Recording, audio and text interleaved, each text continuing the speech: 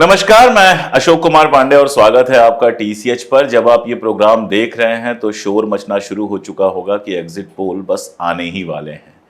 Exit poll हमारे समय का एक कह सकते हैं कि नया शिगुफा है, जिससे टीवी चैनलों को 2 दिन बहस करने के लिए विषय मिलता है, वरना इलेक्शन खत्म हो जाने से लेकर और रिजल्ट आना शुरू होने तक वो करते क्या, ये सोचने वाली बात है। मैं ये नहीं कह रहा हूँ कि सारे एग्जिट पोल गलत होते हैं या एग्जिट पोल्स पे भरोसा नहीं है। एग्जिट पोल्स अपने तरीके से काम करते हैं, लेकिन जमीन के जो हालात दिखाई देते हैं, जमीन जिस तरह से बदलती हुई या वैसी की वैसी दिखाई देती है, उसको समझना भी कई बार जरूरी होता है, क्योंकि नतीजों में वो सब कुछ कई बार नहीं आ पाता जो वाकई जमीन पर चल रहा होता है। योगेन जी, पिछले लंबे समय से आप घूम रहे थे, लगातार शहरों में गए, लोगों से मिले, और आज उन्होंने उनका एक आर्टिकल मैंने देखा अपनी पूरी यात्रा का समाहार करते हुए। पिछले दिनों उन्होंने लगातार आर्टिकल्स लिखे हैं। कई बार मैं ये भी सोचता हूँ कि इतनी जर्नी करते हुए आप लगभग रोज आर्टिकल कैसे लिख लेते हैं। लेकिन आज जो मैं आर्टिकल देख रहा था उसमें आंकड़ों की बहुत बात नहीं थी, उसमें बहुत ज्यादा प्रेडिक्शन जैसा कुछ नहीं था, लेकिन सिर्फ उस पर सेंटर्ड नहीं था। सेंटर्ड था कि पूरे देश में ये जनता का जो मूड है वो कैसा था, कैसे बदला है, और उसका चुनाव पर क्या असर पड़ सकता है। मसलन ये पढ़ना अपने आप में मजेदार है कि लोग 370 हटाने को सही मानते हैं, राम मंदिर बनने को सही मानते हैं, लेकिन उसके बावजूद बेरोजगारी का, गरीबी का, अपनी जो निजी जिंदगी की परेशानियां हैं, वो मुद्दा कहीं ना कहीं वोट देते हुए उनके दिमाग में था। इस लेख की शुरुआत जो आपने की है उसमें एक मजेदार शब्द आया है, ट्रेपिडेशन। बहुत सारे लोगों को हो सकता है देखनी पड़ जाए, उसके लिए डिक्शनरी देखनी पड़ जाए। तो वो जो भाव था आपके भीतर, उसकी वजह तो हम समझ सकते हैं, वजह मैं आपसे नहीं पूछ रहा। लेकिन इस पूरी यात्रा में तकरीबन मुझे लगता है 1.5-2 महीने आप लगातार यात्रा पे रहे हैं, तो इस पूरी यात्रा में ये जो ट्रेपिडेशन का भाव था वो बढ़ा, घटा, कम हुआ, कैसा लगा आपको पूरा लोगों से बात करते हुए? क्योंकि शुरू में जो आपके मित्र ने आपसे पूछा था सवाल कि थोड़ा उदास लग रहे हो, वो सवाल मैं नहीं पूछ सकता लगातार आर्टिकल्स पढ़ने के बाद।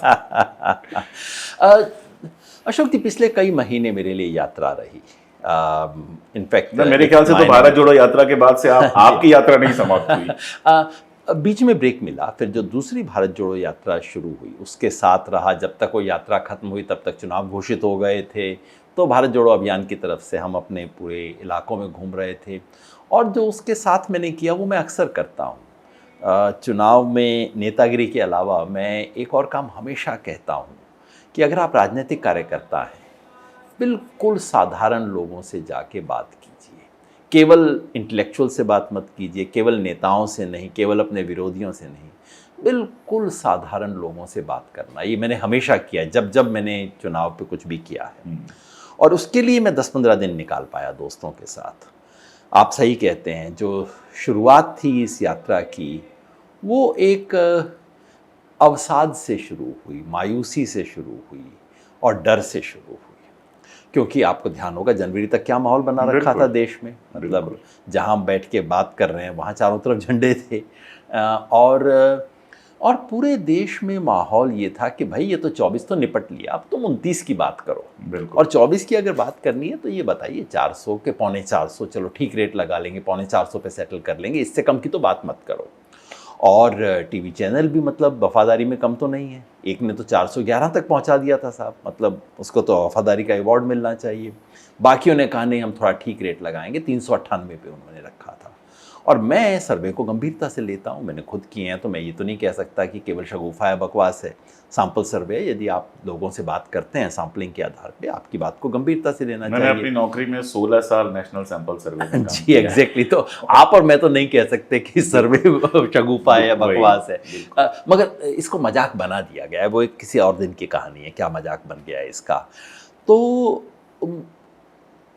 ये मुझे याद है जब चुनाव बस घोषित ही हुए थे तो कई मित्र आए थे, एक ओकेजन था, घर में इफ्तार पे थे, तो उन्होंने घर जाके वापस जाके फ़ोन किया, योगेन जी सब कुछ हुआ मगर आप बड़े मायूस लग रहे थे।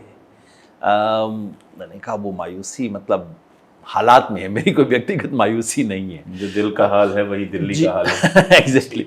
और मायूसी इस बात की नहीं थी कि चुनाव में कौन जीत हार जाएगा, वो ठीक है, वो एक चीज़ होती है, चुनाव में जीत हार चलती है, हर जगह की चीज़ें, और आप जो चाहते हैं वो अक्सर नहीं होता है चुनाव में।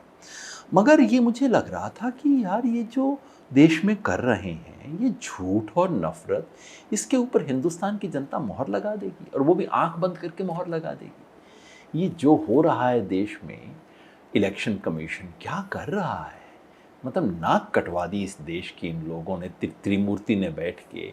और जो हमने इस देश ने पिछले 30 साल में दुनिया में साख बनाई थी, मैं दुनिया में जाके इसका ढिंढोरा पीटा करता था। मतलब मेरे को लगता है कि शर्म से मुंह छुपा लूँ इन लोगों के कुकर्मों की वजह से ये हो रहा है।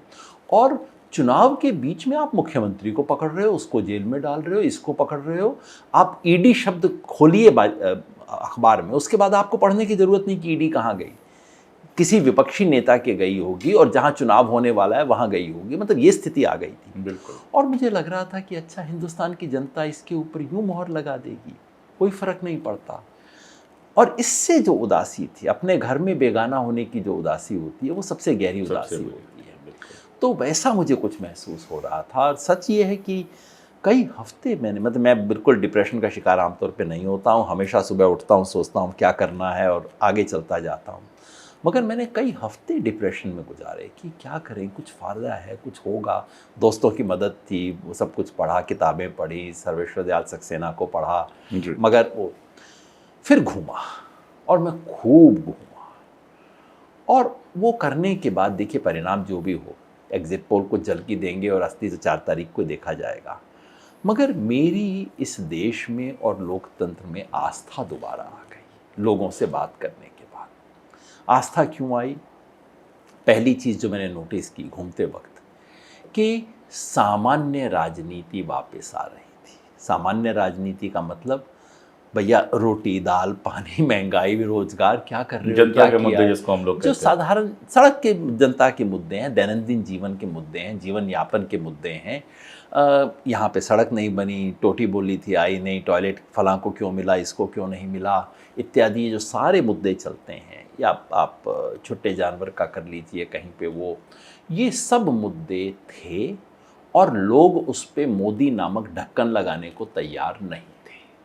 मोदी है, मैं ये बिल्कुल, अब हो गया चुनाव, मैं कतई दावा नहीं कर रहा, और पूरे चुनाव में मैंने दावा नहीं किया कि देश में कोई मोदी विरोधी लहर चल रही है, मुझे ऐसा नहीं लगा। लेकिन अब था कि हाँ, हो गया ना। सबसे सुंदर चीज़ मुझे राजस्थान में एक व्यक्ति ने कही, वैसे पुलिस वाला था, ड्यूटी पे कहीं पे था, और सिंपल वर्दी में था, तो मुझे भी पता नहीं लगा। बात करने के बाद उसने बताया कि भाई साहब, मैं तो पुलिस वाला हूँ। उसने मुझे कहा कि देखिए साहब, हर चीज़ की एक मियाद होती है। मोदी जी की भी मियाद हो गई है। गुस्सा नहीं था, बस मियाद हो गई है, बस ठीक है, दवाई अच्छी थी, अब ज़रूरत नहीं, ऐसी कुछ एक भाव आ रहा था। तो लोगों ने, पहले क्या था, 2014 में और 19 में, आप लोगों से कुछ बात कर लीजिए, बस मोदी मोदी, और उसके बाद बालाकोट, सर्जिकल स्ट्राइक, तो मतलब हर चीज़ पे एक ढक्कन लग जाता था। वो ढक्कन नहीं लगा था, और मुझसे मुझे लगा चलिए तो कुछ इसमें गुंजाइश है, बात हो सकती है, सामान्य मुद्दे आएंगे। अब जरूरी नहीं कि सामान्य मुद्दे देश के हर जगह पे बीजेपी के खिलाफ ही जाएं।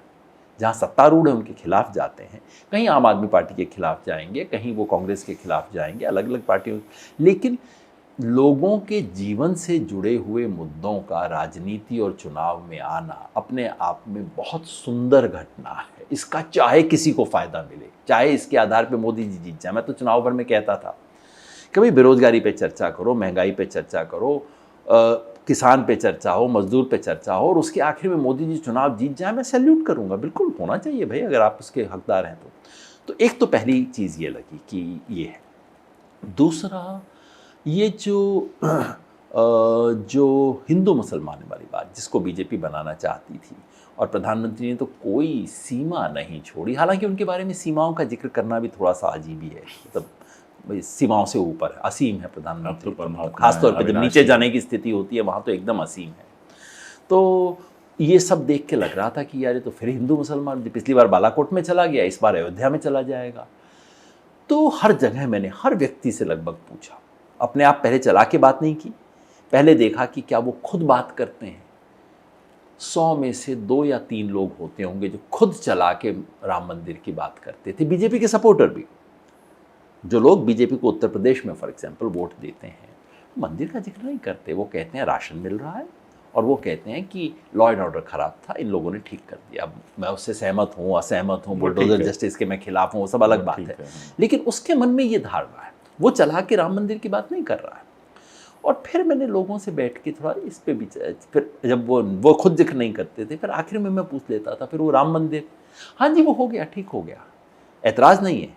हम जैसे सेकुलर लोगों को ऐतराज़ हो सकता है कि प्रधानमंत्री क्यों जाके बैठा, मुझे तो कतई बात ठीक नहीं लगती। इस देश का प्रधानमंत्री बतौर प्रधानमंत्री वहाँ क्यों जा रहा है? व्यक्ति के रूप में आप कहीं पे भी जाइए, ये एक सामान्य व्यक्ति की भावना नहीं है। सामान्य व्यक्ति को लगता है हुआ, अच्छा हुआ, बीजेपी ने करवा दिया, कोई नहीं मानता कि सुप्रीम कोर्ट ने करवाया है। इस देश में हर व्यक्ति को बड़ी क्लैरिटी होती है कि कौन क्या, राजनीति क्या है, कोर्ट के अंदर क्या हो रहा है, सबको पता होता है। तो बीजेपी ने करवा दिया, पर हो गया ना, बस इसके आधार पे वोट नहीं दे रहे, वोट के लिए निर्णायक नहीं। अच्छा, एक चीज़ मैं योगेंद्र जी जैसे आपसे पूछ रहा हूँ, सर्वे के दौरान एनोनिमस होना बहुत महत्वपूर्ण होता है। हम लोग जानते थे कि मतलब हम लोग कास्ट बताने से भी बचते थे, अपनी फर्स्ट नाम से काम चलाते थे क्योंकि प्रभावित होता है। अब योगेंद्र यादव एक ऐसा चेहरा है जो एक ज़माने में रोज टीवी पे आता था। आपकी निगाह में है, ऐसा कुछ नहीं है। मैं और इससे बहुत अच्छी चीज़ होती है, अपनी औकात पता लग जाती है आदमी को। ये सच है। तो मैं, कौन जानता है गांव में योगेंद्र यादव को? ये तो खामखा हम लोगों ने बना रखी हैं बड़ी बड़ी चीज़ें। दिन में पूरे दिन भर करते थे, दिन में 4-5 लोग मिल जाते थे सेल्फी वाले, वो पहचान लेते थे, और जब वो पहचान लेते थे मैं वहाँ से कट लेता था नमस्ते करके चुपचाप। पहचानने के बाद बात करने का कोई अर्थ नहीं रह जाता। उसके बाद सिर्फ दुआ सलाम सेल्फी होती थी। लेकिन हम 6 लोगों की टीम, हम जो जिस तरह से हमने किया, 6 लोग टीम में जाते थे, गाड़ी रुकी किसी, या तो गांव का जो जंक्शन होते हैं जहां सब गांव वाले अपने सामान लेने आते हैं, या किसी बड़े गांव में चले गए जहां अलग अलग टोले हैं। 6 के 6 लोग अलग जगह पे गए, तो एक आदमी अगर मेरी शिनाख्त हो भी गई तो बाकी 5 लोग अपना काम कर सकते हैं। और दूसरा, इतना ये मेरा हमेशा मानना रहता है कि दिल्ली में और हम लोग जो टीवी और इस पे यूट्यूब पे दिख जाते हैं, अपने आप को बहुत ज़्यादा मानने लग जाते हैं। ऐसा कुछ होता नहीं है। इस देश में कौन पहचानता है किसी को? सचमुच मतलब इन कई नेताओं को अगर बिना इनकी छवि के गांव में परेड करवा दी जाए, कोई ना पहचानेगा इससे। और वो अच्छी चीज़ है अपनी, न गांव में पहचानेगा ना शहर के सोसाइटीज में पहचानेगा, दोनों जगह नहीं पहचानेगा। लेकिन सबके बावजूद आपने एक नंबर इस लेख में भी दे ही दिया। मिनिमम किया 230, मैक्सिमम किया 250। केवल बीजेपी का नंबर दिया आपने, किसी और का नंबर इस लेख में नहीं दिया, बाकी आप देते रहे हैं। ये 230 250 वाला जो मामला है, उस पे आपका टेक ये है, अगर 2 मिनट के लिए मान लें कि ये आंकड़ा पूरी तरह से सही है, 255 हो जाए, 260 हो जाए, तो भी आपकी वो बात लागू होती है जिसमें आप कहते हैं कि ये जनादेश फिर नहीं होगा। मेरे ये लिए जो सबसे अथॉरिटी जो है कि मतलब हमने पूर्ण बहुमत जीता, वो अथॉरिटी डिस्टर्ब होगी, सरकार किसी की बन जाए, सरकार इसके बाद भी जोड़ तोड़ के एनडीए की बन जाए, या यहाँ से 2 दल चले जाएं, या 4 लोग बिक जाएं, ये सब तो हम लोग इसके लिए यूज्ड टू हो चुके हैं पिछले 10 सालों में। तो सरकार भले बन जाए, आपका मानना है एक तो कि 230 से 250 के बीच में रहने की उम्मीद है, और दूसरा ये कि अगर ये होता है तो आप कह रहे हैं जनादेश नहीं है।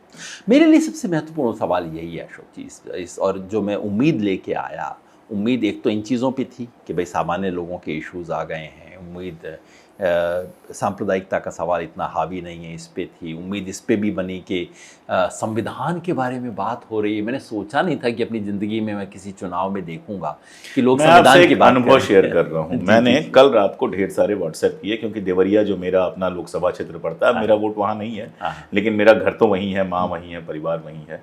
तो कल मैंने ढेर सारे मैसेज किए, जैसा मैं कभी नहीं करता हूँ, पहली बार जीवन में मैंने मैसेज किए, और जानबूझ के अपने रिश्तेदारों को मैसेज किए, क्योंकि वो बिल्कुल प्रो बीजेपी वाला पूरा वो है। बाकियों को, मुसलमानों को मैसेज करके क्या मिलना है, वो तो खुद ही लड़ रहे हैं। तो सबसे मजेदार जो जवाब आए यंग लड़कों के, और एक मेरी मासी हैं जो लगभग मेरी उम्र की हैं, 1 साल मुझसे बड़ी हैं। संविधान बचाना है, 1 नंबर का पॉइंट था। और दूसरे पॉइंट जो, और ये ब्राह्मणों की बात कर रहा हूं मैं, इसीलिए बार बार दलित से जहां तक, दलितों के लिए ही संविधान है। और दूसरा आया कि इस बार परिवर्तन चाहिए। गालियां भी आई, नेचुरल है, ये बताने की जरूरत नहीं है, लेकिन ये जो 20-25 मैसेज के जवाब मेरे आए हैं, मतलब 70 अगर मैंने भेजे थे तो 20-25 ऐसे जवाब आए हैं, ये मेरे लिए बहुत चौंकाने वाले जवाब हैं। तो ये मेरे लिए सबसे बड़ी चीज़ यही थी। देखिए, अभी नंबर वाली बात पे आ रहा हूँ, उसको टाल नहीं रहा, पर मेरे लिए सबसे बड़ी बात ये थी, देखो मुझे वाकई क्या लगने लगा था कि ये पुतिन वाले रास्ते पे हम। दरअसल आपके बहुत सारे इंटरव्यूज मैंने देखे, और आपके मुंह में उंगली डाल के सारे लोग सिर्फ नंबर निकालना चाह रहे थे। तो मैं चाह रहा हूँ कि उसके अलावा जो चीजें हैं वो आ जाए। और मैं भी इसी लालच में आपके साथ बात करने आया हूँ। बिल्कुल। मुझे लग रहा था हम बिल्कुल पुतिन वाले रास्ते पे जा रहे हैं। पुतिन चुनाव करवाता है, ये सब हमारे दोस्त कहते रहते हैं ना आखिरी चुनाव होगा। मैं सबको टोकता हूँ भैया आखिरी चुनाव नहीं होगा, पुतिन भी रेगुलरली करवाता है, चुनाव बिल्कुल होंगे। चुनाव का नाटक करवाना हर डिक्टेटर की मजबूरी है। बिल्कुल। और दूसरा, मैं ना जब पाकिस्तान में चुनाव हो रहे थे तो वहाँ बैठे हुए टेलीविज़न चैनल पे लोग चुटकुले बना रहे थे इलेक्शन कमीशन के बारे में कि देखिए अब तो ये होगा, अभी 140 दिख रहे हैं, लेकिन वो आर्मी हेडक्वार्टर पे गया इलेक्शन कमीशन वाला, 2 घंटे के लिए बंद है ऑफिस, आप देखना आते सुबह तक एडजस्ट हो जाएगा सब। एग्जैक्टली वही हुआ। और मुझे लग रहा था अब ये तो हमारे इलेक्शन कमीशन के बारे में भी यही चुटकुले अब बनेंगे, क्योंकि वो काम तो इन्होंने यही कर दिया, चुटकुला बनवाने वाला काम कर दिया इन लोगों ने। वो दिख रहा था। और ऐसे में और ये जो लोकतंत्र, क्योंकि लोकतंत्र को गला घोंटने का तरीका 21वीं सदी में ये थोड़ी है कि कोई यूनिफॉर्म पहन के आपको बोलेगा मार्शल लॉ हमने लगा दिया, कोई नहीं। वो हमेशा जनता की, जनता जनार्दन की जय, और उसके बाद एक चाकू चलाएंगे, वो खेल होगा। बिल्कुल वही खेल हो रहा था। जो मुझे लगा सब कुछ घूमने के बाद, एक तो संविधान की बात, लोगों ने संविधान का शब्द इस्तेमाल किया, लोगों ने तानाशाही शब्द इस्तेमाल किया। बिल्कुल, आपने लिखा है इसमें। और मेरे साथ 3-4 लोगों ने किया, मेरे साथियों के साथ, हर एक से मैं पूछता था तुम्हारे मुंह से तो नहीं निकला है शब्द, तुम्हारी बात में हाँ तो नहीं मना रहे थे? नहीं, उन्होंने कहा अपने मुंह से बोला उन्होंने। तानाशाही शब्द का इस्तेमाल हो रहा है। और लोग बीजेपी को जो वोट दे रहे हैं वो भी कह रहे थे कि नहीं साहब ये जाती है, ये नहीं करना चाहिए। मतलब जैसे मैंने लिखा है, वो वाकया फील्ड वर्क का नहीं है, वो एक एयरपोर्ट का है। एक आरएसएस के सज्जन मुझे आके, देखिए साहब मैं आरएसएस का आदमी हूँ, जीवन भर शाखा में रहा हूँ, ये है वो करूँगा, लेकिन जो देश में हो रहा है उचित नहीं है। आप लोग प्रयास कीजिए, विपक्ष को थोड़ा मजबूत कीजिए आप लोग, हम तो आपके विरोध में रहेंगे ना। ये जो भाव है ये था। बीजेपी के लोगों ने चर्चा, जब गांव में घाट पे बैठ के चर्चा होती है तो ये बीजेपी वाला है, सपा वाला एक दूसरे से घमासान करते रहते हैं, और आप चुपचाप से बैठ के सुनते रहिए। उससे बेहतर कोई स्थिति नहीं हो सकती। आप ऐसी चर्चा के बीच में बैठ जाइए और सुनिए। तो ये जो जब सवाल होता था ईडी और इसके बारे में, शुरू में तो बीजेपी वाला कहता था कि अरे बेईमानी किया तो जाएंगे, तो वो एकदम लिस्ट निकाल देता था, अच्छा ये भी बेईमान, ये भी बेईमान। और लोग तो स्थानीय नाम निकालते हैं ना कि अच्छा उसका क्या हुआ, उसको क्यों नहीं पकड़ा। तो वो आखिर में कहता था कि हाँ ये तो होता है, ये देखो देखो ये पॉलिटिक्स के खेल हैं। डिफेंड नहीं कर पाता था बीजेपी वाला, अग्निवीर को डिफेंड नहीं कर पाता बीजेपी वाला, बेरोजगारी के सवाल पे चुप, बोल नहीं पाता कोई भी गाँव के अंदर। तो ये सब चीज़ें हुई, इनसे हुआ। और ये जो एक व्यक्ति ने मुझे गांव में बोला, सुंदर बात, अनपढ़ आदमी था, उसने कहा भाई साहब देखो, मैंने कहा मोदी जी की 2 पंचवर्षीय हो गई, पता नहीं क्यों उत्तर प्रदेश में पंचवर्षीय बोलते हैं इसको, तो 2 पंचवर्षीय हो गई, अब तीसरी पंचवर्षीय मांग रहे हैं, आपकी क्या विचार है? उन्होंने कहा भाई साहब देखो, गाँव में हम प्रधान बनाते हैं पहली बार तो वो डर डर के काम करता है, सीधा काम करता है। दूसरी बार प्रधान बना दें थोड़ा, तो वो थोड़ा गोली देना सीख जाता है। उसने कहा कि पैसा भी बनाता है, गोली देना सीख जाता है। तीसरी बार बना दे ना तो सर पे बैठ के डंडा चलाएगा हमारे ऊपर। ठीक बात।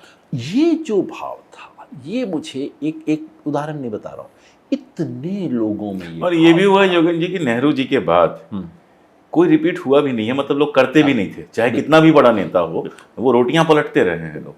तो इससे मुझे एक बात लगी, और मेरी आस्था जो है वो ये थी कि भाई इस देश में लोगों को लोकतंत्र का चस्का लग गया है, और अनजाने में कहीं खड्डे में गिर गए तो अलग बात है, पर अगर आंख खोल के देख लिया कि लोकतंत्र जाए, ये लोकतंत्र शब्द उनके पास, सबके पास नहीं है, उनके पास तानाशाही शब्द सबके पास नहीं है, और ये लोकतंत्र को कैसे सुप्रीम कोर्ट में और पार्लियामेंट में ख़त्म किया जाता है, ये पेंच नहीं समझते। जहाँ लोग पढ़ नहीं सकते वो सूंघ सकते हैं। ये इमरजेंसी में भी हुआ, लोगों ने सूंघ लिया कि कुछ गड़बड़ है, वो लोग सूंघ रहे हैं। और इससे मुझे आस्था बनी कि ठीक है, अब मुझे लगा, लेख का जो अंतिम हिस्सा था जो इसमें नहीं आया, मुझे अंत में ये लगा अब लड़ लेंगे, अब कोई बात नहीं, आ जाए जो मर्जी, आने दो 4 तारीख को, जो मर्जी आ जाए। नंबर्स पे कैसे आप पहुंचे? नंबर्स की मैं जो मेरी दूसरी जो इसमें आशा की वो बात है वो ये है कि देखिए, इनको 303, ये जो सारा 400 तो थी बिल्कुल शुद्ध बकवास, वो खुद भी जानते थे।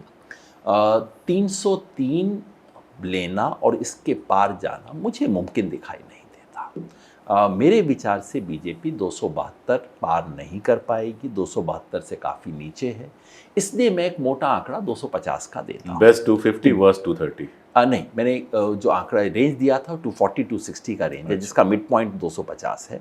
लेकिन मैं ये भी कहता हूँ कि अगर ये देखिए सारा कुछ, आप तो स्टैटिस्टिक्स की हैं, सारा इस पे एजम्पशन पे है कि देश देखिए इस चुनाव के बारे में कुछ चीज़ें हैं जिसमें कोई सरप्राइज़ नहीं होगा। देश का एक पट्टी है, तटीय पट्टी, केरला से लेके बंगाल तक, जहाँ बीजेपी का वोट बढ़ सकता है, सीटें भी कुछ कुछ बढ़ेंगी। डिस्प्यूट केवल ये है कि कितनी बढ़ेंगी। मेरे हिसाब से 15 से फालतू नहीं बढ़ेंगी उनकी। कुछ लोग उत्साह में 20-25 बोल देते हैं, बस इतना ही अंतर है, कोई खास अंतर नहीं है। असली अंतर है बाकी देश में।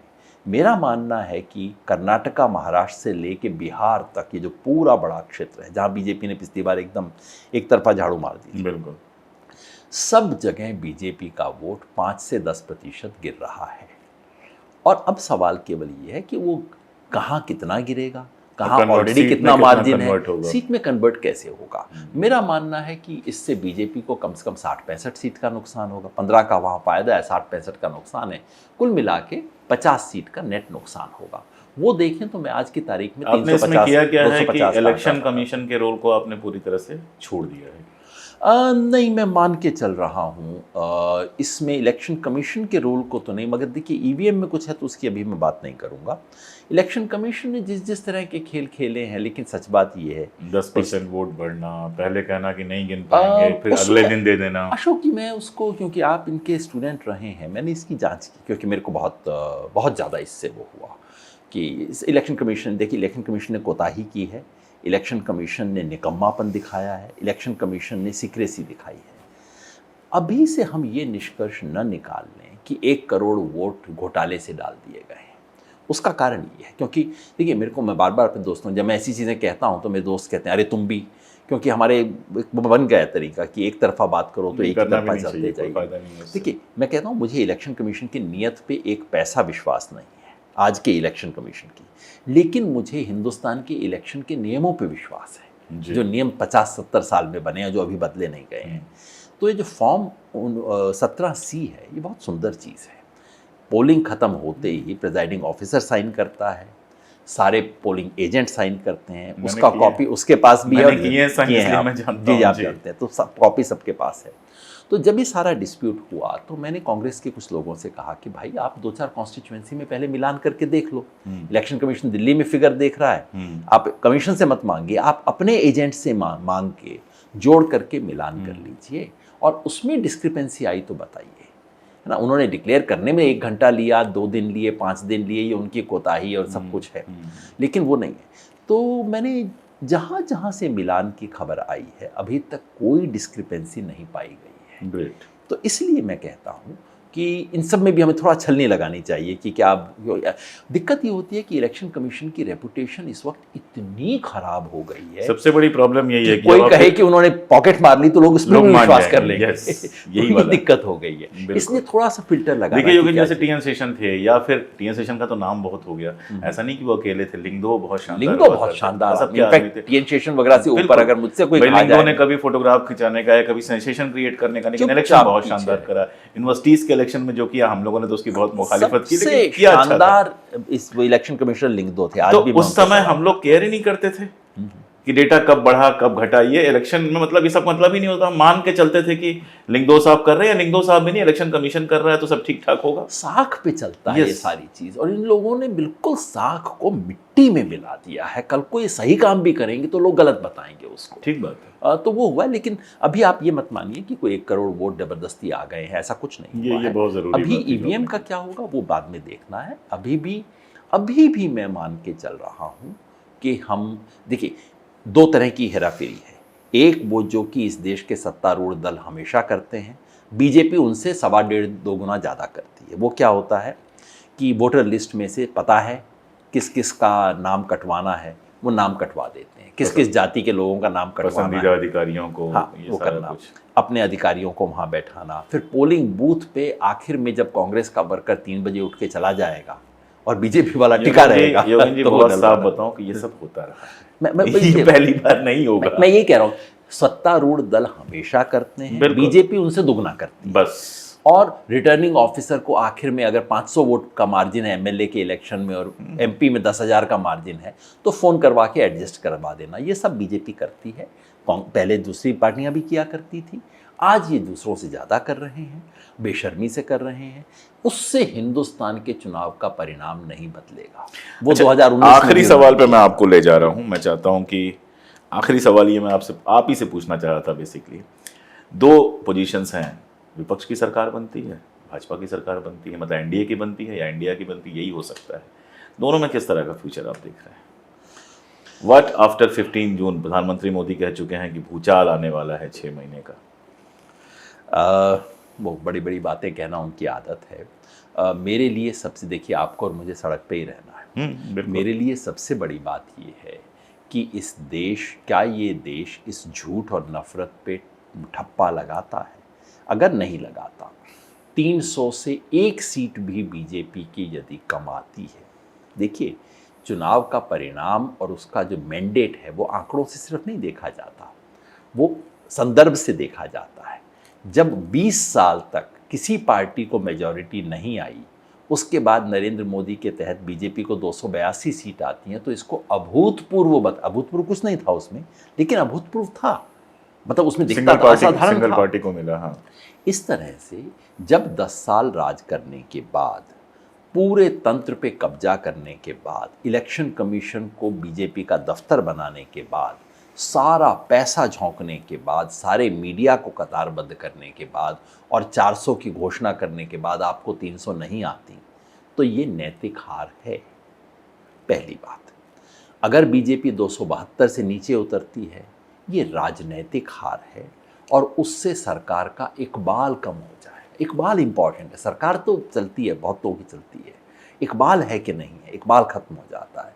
और अगर 200 से 50 से नीचे आती हैं, तो ये नरेंद्र मोदी की व्यक्तिगत हार मानी जाएगी और बीजेपी आरएसएस इसका रास्ता बनाना शुरू कर देगी। मेरे लिए महत्वपूर्ण ये थी, इन तीनों सिचुएशन में लड़ सकते हैं, देख लेंगे। और अभी से, मतलब कभी कभी क्या होता है कि कोई नेता जल्दी से चला जाए, लोगों के मन में कसक रह जाती है।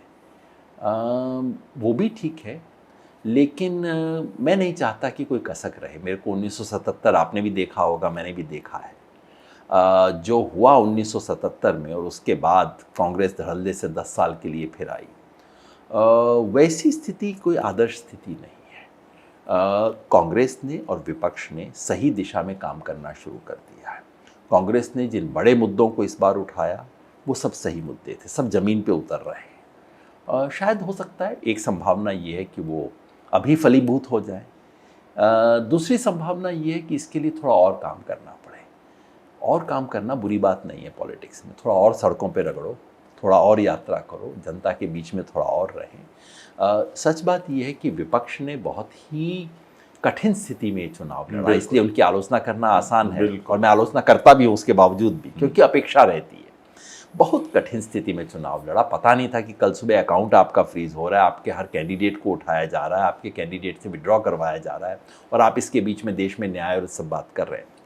लेकिन ये सब देखने के बावजूद भी मुझे लगता है कि विपक्ष इससे थोड़ा बेहतर कर सकता था, और थोड़ा सा बेहतर किया होता ना, इस वक्त हम बीजेपी के 250 ना गिन रहे होते, हम विपक्ष के 300 और 350 गिन रहे होते। तो उसकी एक कसक रहती है। लेकिन इसमें ये जो लोकतंत्र में गुंजाइश जो खुली है, रेजिस्टेंस की जो गुंजाइश खुलती है, मेरे लिए सबसे बड़ी चीज़ वो है। कुर्सी पे कौन बैठेगा मेरे लिए छोटा सवाल है। बार बार मैं कहता हूँ, कौन बनेगा प्रधानमंत्री मेरे लिए बड़ा सवाल नहीं है। और अगर यही सवाल होता तो मैं अपना पुराना चोगा पहन के इस गणित में ना आता, क्योंकि कौन बनेगा प्रधानमंत्री का चुनाव नहीं था, क्या बचेगा संविधान का चुनाव था। ये संविधान को हाथ लगाने की एक संभावना बची हुई है, उसी वही सवाल है कि अगर 303 क्रॉस होता है तो 303 क्रॉस होते हैं तो मुझे बहुत हैरानी होगी। पहली बात तो कि मैं कहूँगा कि मेरा असेसमेंट गलत था, बिल्कुल कहना चाहिए, गलती होती है, जादूगर नहीं है हम, नाम भविष्यवक्ता। मेरा असेसमेंट यही है कि 15-20 का इधर फायदा, उधर 50-60 का नुकसान। तो इसका मतलब है कि बीजेपी को हरियाणा में 10 में से 10 के करीब लेनी होगी, दिल्ली में 7, यूपी में कोई 65 के करीब, आंकड़ा जो भी आता है। मेरे लिए सबसे बड़ी बात ये है कि जिन लोगों से बात की है, जो शब्द सुने हैं, जो भाव देखे हैं, वो सच्चे हैं। चाहे जिसको भी वोट चाहे उन सब लोगों ने जाके बाद में बीजेपी को वोट दिया हो, वो है जिस रास्ते पे ये लोग इस देश को ले जाना चाहते हैं, वो इस देश की जनता कबूल नहीं करेगी। कुर्सी पे कोई भी बैठा हो, सड़क पे गुंजाइश बनी रहेगी, प्रतिरोध की गुंजाइश बनी रहेगी। और लोकतंत्र में ये सबसे बड़ी आस्था है। ये आस्था थोड़ी सी डगमगा गई थी, मुझे ज़रूर मानना चाहिए। और आज चाहे जो परिणाम हो, वो आस्था दोबारा जिंदा हो गई है। और मेरे लिए सबसे बड़ी बात यही है। तो नंबर्स तो आपको बहुत जगह से मिलेंगे, हमने भी ऐसे लोगों को बुलाया है जिन्होंने अपने अपने नंबर्स दिए हैं, लेकिन जो सवाल लगातार सोशल मीडिया से, यूट्यूब पर हम लोगों से पूछे जाते हैं, हम लोग मतलब ऐसे लोग जिनको माना जाता है कि सरकार के विरोधी हैं या फिर जो भी आप चाहिए, जो सवाल बार बार पूछा जाता है कि 4 जून के बाद आप कहां दिखाई देंगे। योगेंद्र जी ने हमारी पूरी फ्रेटर्निटी की तरफ से वो जवाब दे दिया है कि 4 जून के बाद हम कहां दिखाई देंगे। अगर विपक्ष सत्ता में आता है तो भी हम संसद भवन के आसपास नहीं, सड़कों पर ही दिखाई देंगे। और अगर पक्ष भी आता है, अगर भारतीय जनता पार्टी भी आती है और कितने भी ब्रूटल बहुमत से आती है, हम ऐसे ही सड़कों पर दिखाई देंगे, ऐसे ही संघर्ष करते, ऐसे ही अपनी जनता की आवाज में आवाज मिलाते दिखाई देंगे। जुड़े रहिए हमारे साथ, अपने सवाल हमसे पूछते रहिए कमेंट्स में। बहुत शुक्रिया।